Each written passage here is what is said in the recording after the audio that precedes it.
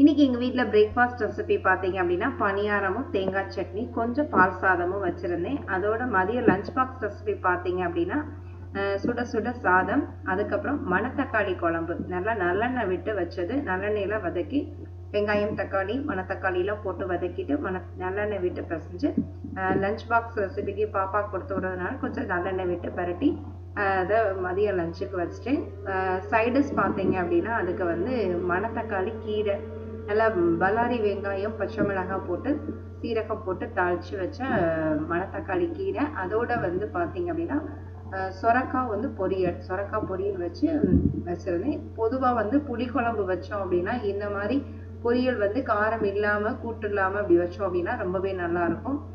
ஸ்நாக்ஸ்க்கு பார்த்தீங்க அப்படின்னா பப்பாளி வந்து கொடுத்து விட்டுருக்கேன். இன்னைக்கு உங்கள் வீட்டில் என்ன லஞ்ச் பாக்ஸ் ரெசிபின்னு கமெண்ட்டில் ஷேர் பண்ணுங்கள். இந்த லஞ்ச் பாக்ஸ் ரெசிபி பிடிச்சிருந்தது அப்படின்னா லைக் பண்ணுங்கள். தேங்க்யூ.